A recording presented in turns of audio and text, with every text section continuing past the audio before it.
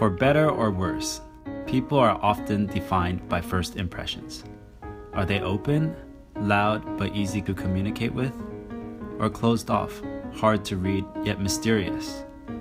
Buildings too elicit the same reaction. Their facade used to either showcase or mask the content within. As with people, there's the tendency to stick with your own kind. But Hong Kong's architecture is like a rush hour subway car, indiscriminately packed. The average residential floor space per person is 15 square meters, smaller than any city in the world, a quarter of Australia and the US. Given the lack of space, introverts and extroverts have no choice but to mingle, involuntary neighbors whose relationship is always on display. The extrovert houses a multiplicity of activities and exhibits them all equally. Pharmacies, hair salons, clothing stores, cafes, and private residences. Each window is an aquarium of pleasure, filled with the promise of satisfying all desires.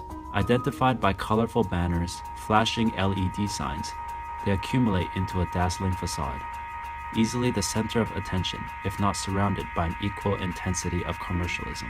From the labyrinth beyond time and space seeks his way out to a clearing. Against this bombardment, the introvert is a welcome relief to the senses. It may house just as diverse a range of activities, but chooses to keep this hidden. The solid wall professes to be about pure surface, but in reality is more the result of pure function, embedding elevator cores, ventilation shafts, fire stairs, and plumbing, so that its inhabitants can enjoy all the delights of a conditioned interior 39 stories off the ground without ever laying eyes on the mechanisms themselves. The irregular layout of city streets emphasizes these two personalities. The front side of a building next to the back side of another. There is no standard city block, with its clear separation between public frontage and private services.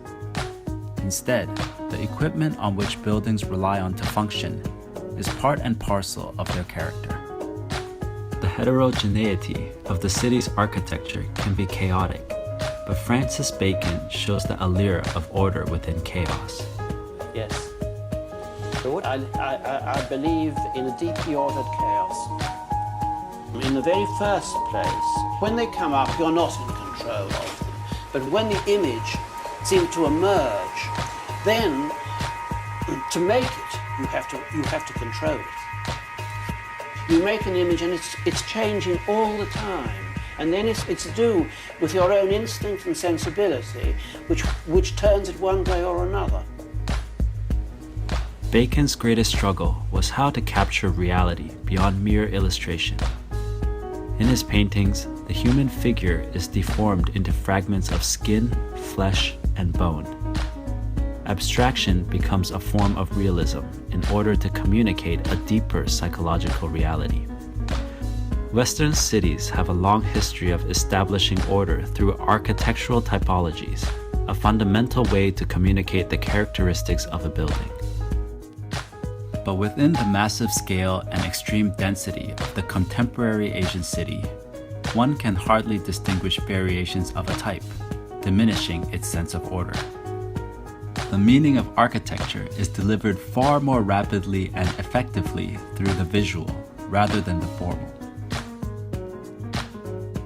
Sometimes, all it takes for intelligence to emerge is a plane.